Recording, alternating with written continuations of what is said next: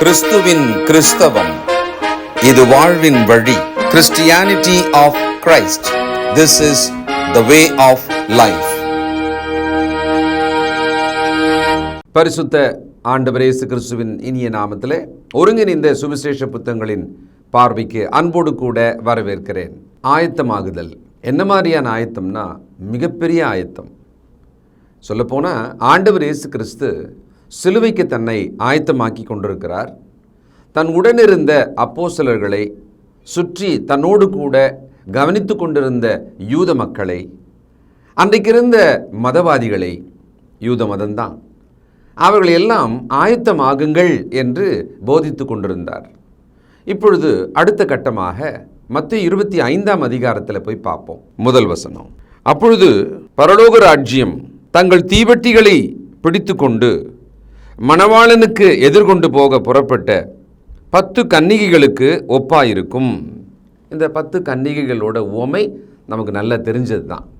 இங்கே எப்படி நம்ம ஞாபகம் வச்சுக்கிறோம் பொதுவாக இந்த உவமைன்னா, 10 கன்னிகைகள் 5 பேர் எண்ணெயுடன் ஒரு தீபத்தை வச்சிருந்தாங்க, ஒரு விளக்கை வச்சிருந்தாங்க. மற்ற 5 பேர் எண்ணெய் குறைவாக அவர்கள் ஒரு விளக்கை வச்சிருந்தாங்க. சரியான நேரத்தில் மணவாளன் வருவார் என்று காத்துட்டு இருந்தாங்க.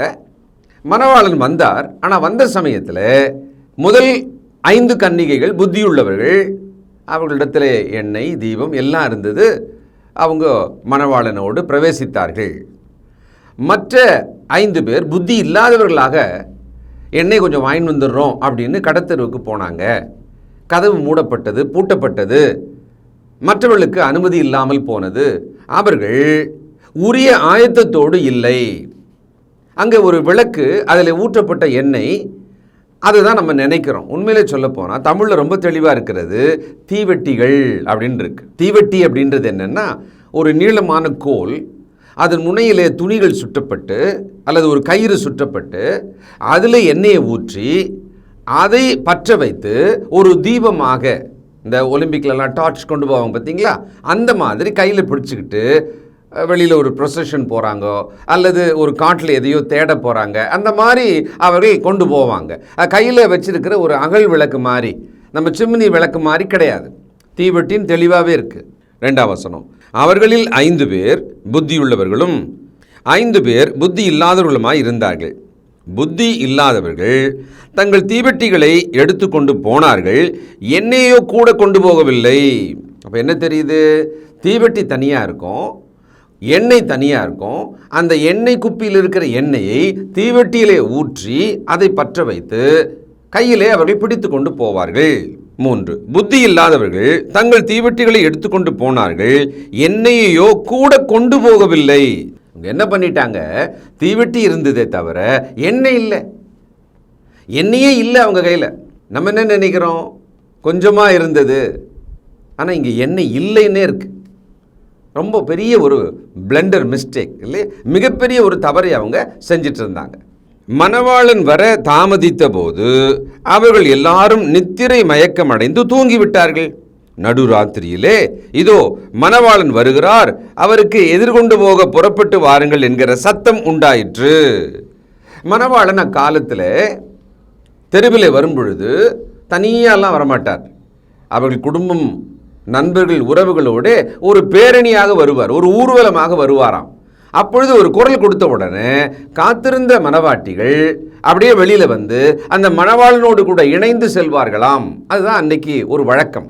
7. அப்பொழுது அந்த கன்னிகைகள் எல்லாரும் எழுந்திருந்து தங்கள் தீவெட்டிகளை ஆயத்தப்படுத்தினார்கள். புத்தி இல்லாதவர்கள் புத்தியுள்ளவர்களை நோக்கி, உங்கள் எண்ணெயில் எங்களுக்கு கொஞ்சம் கொடுங்கள், எங்கள் தீவெட்டிகள் அணைந்து போகிறதே என்றார்கள். என்ன தெரியுங்களா? எண்ணெயை ஊற்றலை, பழைய தீவெட்டியாக இருந்திருக்கும். கொளுத்துன உடனே அப்படியே அதை எரிஞ்சிட்டு அணைஞ்சு போகிற மாதிரி ஆயிருக்கும். இவங்க கையில் எண்ணெய் இருந்தால் அதை ஊற்றிக்கிட்டே போகலாம். கொஞ்சம் மங்கினால் மீண்டும் எண்ணெயை ஊற்றி கொள்ளலாம். அது ஒரு தீவெட்டி தானே. இவங்க என்ன பண்ணுறாங்க? கொஞ்சம் உங்ககிட்ட இருக்கிற எண்ணெயை கொஞ்சம் கடன் கொடுங்களேன் அப்படின்னு கேட்குறாங்க. அவங்க என்ன சொன்னாங்க?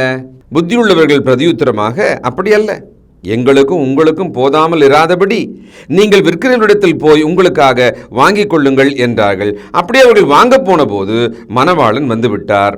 ஆயத்தமாய் இருந்தவர்கள் அவரோடு கூட கல்யாண வீட்டுக்கு பிரவேசித்தார்கள். கதவும் அடைபட்டது. பின்பு மற்ற கன்னிகைகளும் வந்து, ஆண்டவரே, ஆண்டவரே, எங்களுக்கு திறக்க வேண்டும் என்றார்கள். அதற்கு அவர்கள், உங்களை அறியேன் என்று மெய்யாகவே உங்களுக்கு சொல்லுகிறேன் என்றார். மனுஷகுமாரன் வரும் நாளையாவது நாழிகையாவது நீங்கள் அறியாதிருக்கிறபடியால் விழித்திருங்கள். ஆயத்தமாயிருங்கள், விழிப்புடன் இருங்கள். எப்பொழுது வேண்டுமானாலும் மணவாளன் வருவார். ஆண்டவர் தம் இரண்டாம் வருகை குறித்து இங்கே பேசுகிறார். அப்போ இங்கே ஆயத்தமாக இருத்தல் என்பது டைம் வரும்போது பார்த்துக்கலாம். அந்த 11ஆம் மணி வேளை 11th hour சொல்லுவாங்க இல்லையா, அப்போ பார்த்துக்கலாம். அப்படி ஒன்றுமே நீங்கள் கெஸ் பண்ணவே முடியாது. ஆனால் இந்த உலகத்தில் தந்திரவாதிகள் என்ன பண்ணுறாங்க, இதை பாருங்களேன், கிறிஸ்து வருவதற்கு இதான் டைம், இந்த வருஷம்தான், இந்த மாதம்தான் அப்படின்னு குறித்து 2000 வருஷத்தில் பல முறை, பல 100 முறை இதோ இயேசு வந்து விட போகிறார், இதெல்லாம் அடையாளமாக இருக்கிறது, எல்லாம் நடக்குது பாருங்க அப்படின்னு இவங்க நாழிகை தெரிந்தது போல, நாள் தெரிந்தது போல they pretend, அவர்கள் மாயம் பண்ணினாங்க. சின்சியராக அவங்களுக்கு தெரியாது.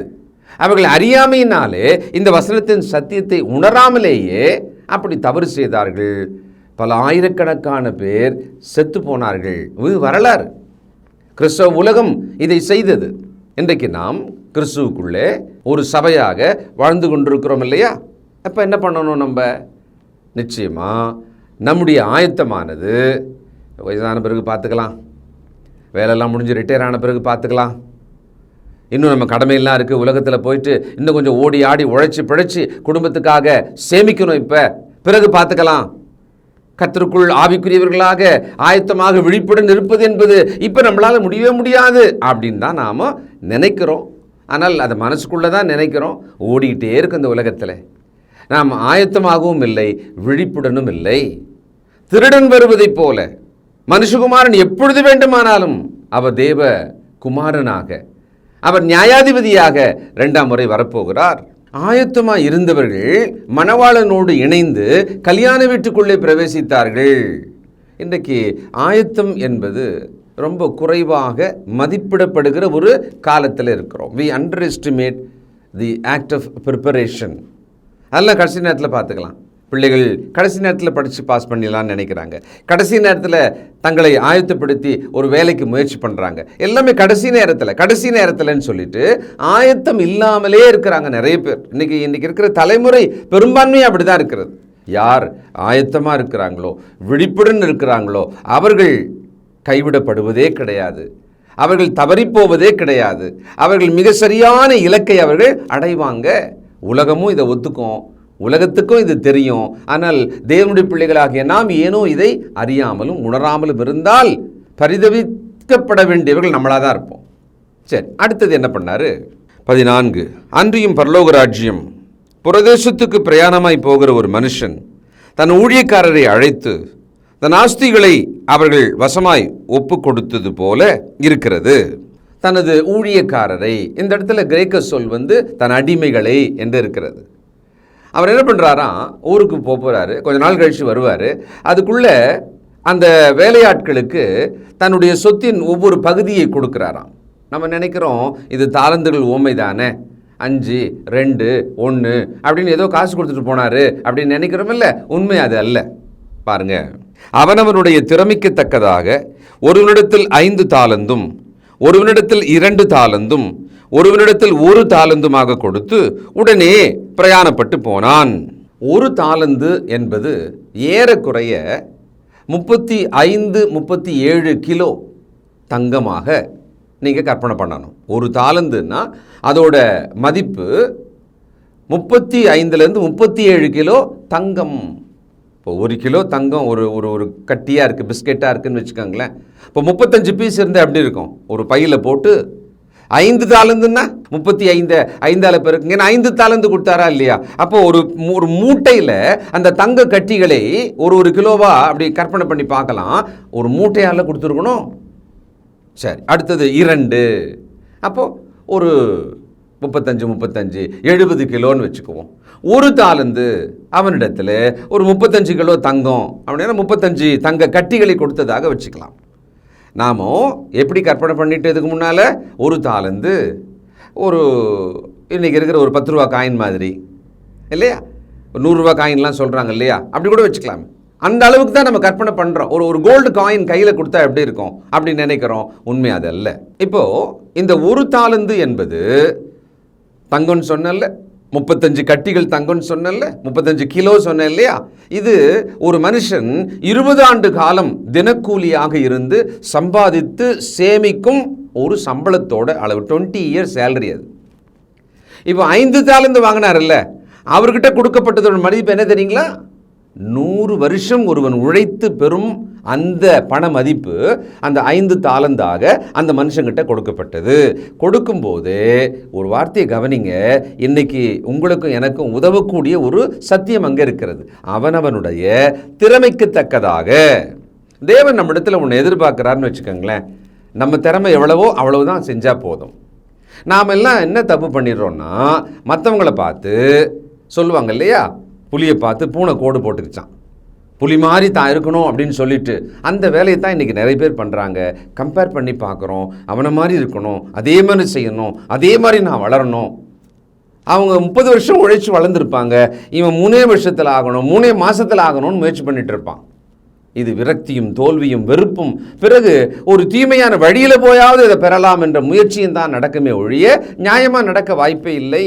அப்போ ஒன்று ஞாபகம் வச்சுக்கலாம், இன்றைக்கும் கர்த்தர் நம்மிடத்தில் என்ன எதிர்பார்ப்பார்னா, நம்முடைய திறமைக்கு தக்கதாக நாம் கர்த்தருக்கு காணிக்கையை கொடுக்கறதானா கூட உங்கள் திராணிக்கு தக்கதாக, வருமானத்துக்கு தக்கதாக நீங்கள் சுதந்திரமாக முடிவெடுத்து கொடுங்கள்.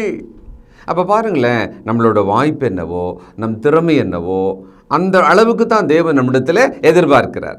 இதை ஒரு முக்கியமான பாடமாக நாம் மனதில் வைக்கணும். இன்றைய பிள்ளைகள், வாலிப பிள்ளைகள் ஞாபகம் வச்சுக்கணும். வீணாக மற்றவர்களைப் போல நாம் ஆகணும்னு சொல்லி முயற்சி பண்ணிகிட்டே இருக்கிறோம். இன்றைக்கு இருக்கிற உலக மாயைகளை பார்த்து அதுபோல் ஆகணும். எங்கேயோ இருக்கிற அவன் வாய்ப்பு வேறு, அவன் தேசம் வேறு, அவன் வளர்ப்பு வேறு, அவன் சூழல் வேறு. ஆனால் ஒரு மாயையை பார்த்து அதுபோல் நானே ஆகணும், நானும் ஆகணும்னு முயற்சி பண்ணுறோம் இல்லையா. அவரவர்கள் திறமைக்கு தக்கதாகத்தான் நம்மிடம் எதிர்பார்க்கப்படுகிறது.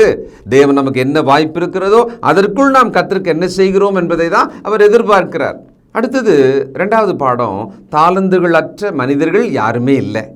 எல்லாருக்கும் வாய்ப்பு கொடுக்கப்படுகிறது, எல்லாருக்குமே திறமை இருக்கிறது. அவரவர்கள் தங்கள் திறமையின்படி செய்யலாம். 2 கையும் இல்லை, கால்கள் மட்டும்தான் இருக்கிறது. வாழ்க்கையில் என்ன சாதிக்க முடியும்? காலால் ஓவியம் வரைந்து உலக சாதனை படைக்கிறாங்க. அந்த காலால் கம்ப்யூட்டர் இயக்கி உலக சாதனை படைக்கிறாங்களே. அப்போது நாம் வாய்ப்பு என்ன, நமக்கு என்ன வாய்ப்பு இருக்கிறது, அதற்குள் நாம் என்ன செய்யலாம்? நமக்கு கடவுள் எல்லாருக்குமே ஒரு தாளந்து, ஒரு திறமையை கொடுத்திருக்கிறார். அதை கொண்டு ஆழமாக நம் மனதை செலுத்தினா நிச்சயம் தேவனால் நம்முடைய திறமை முயற்சியால் காரியங்களை செய்யலாமே. அப்போது நாம் அடிப்படையில் புரிந்து கொள்ள வேண்டியது என்னென்னா, நம் திறமைக்கு தக்கதாக நம்மிடத்தில் எதிர்பார்க்கப்படும். அடுத்தது, நம்ம எல்லாருக்குமே தாளந்துகள், திறமைகள் என்பது கண்டிப்பாக இருக்குது. நம்ம எல்லாருக்குமே வாய்ப்புகள் இருக்குது. நம்ம எல்லாருக்குமே நேரம் என்பது கொடுக்கப்படுகிறது. 70-80 வருஷம் என்பது பூமியிலே எல்லாருக்கும் கொடுக்கப்படுகிறது. குறைவான காலம் வாழ்ந்தாலும் சரி, அதற்குள் இருக்கும் வாய்ப்பு, நேரம், நம் திறமை, இதை கொண்டு நாம் என்ன செய்கிறோன்றதை யோசிக்கணும். சிறு வயது முதலாகவே ஏதாவது ஒன்றிலே நல்லதாக தேவனுக்கு மகிமையாக செய்ய முடிவெடுங்கள். அடுத்த பாதியை நாம் தொடர்ந்து நாளைக்கு கவனிக்கலாம். ஜெபம் செய்வோம். இரக்கமுள்ள பிதாவே, பரிசுத்தரே, ஆயத்தமாயிருத்தல், விழிப்புடன் இருத்தல். அடுத்த உவமையை நாங்கள் படிக்க தொடங்கியிருக்கிறோம். அதில் எங்கள் திராணிக்கு உள்ளாக வாய்ப்பு என்ன இருக்கிறதோ, எங்களால் என்ன செய்ய முடியுமோ அதை செய்தால் நீர் அதை ஏற்றுக்கொள்பவராக இருக்கிறீரப்பா. அதற்கேற்றாற் போலவே எங்களுடைய வாழ்க்கையிலே நீர் எதிர்பார்க்கிறீர். நாங்கள் அதை புரிந்து உணர்ந்து மற்றவர்களை ஒப்பிட்டு கெட்டு போகாமல், சோர்ந்து போகாமல், நாங்கள் மற்றவர்களை பார்த்து பொறாமையும் எரிச்சலும் அடைந்து தவறு செய்யாமல், பாவம் செய்யாமல் எங்களுக்கு நல்ல புத்தி, தெளிந்த மனதை தாரும். எங்களுக்குள்ளே உமக்கு பிரியமான சிந்தையை தாரும். உமக்கு பிரியமாய் ஏதோ ஒன்றிலே உமக்கு மகிமையாய் வாழ எங்களை ஆசீர்வதியும், பயன்படுத்தும். இயேசு கிறிஸ்துவின் பரிசுத்த நாமத்தில் தயவாய் ஜெபிக்கிறோம் பிதாவே, ஆமென்.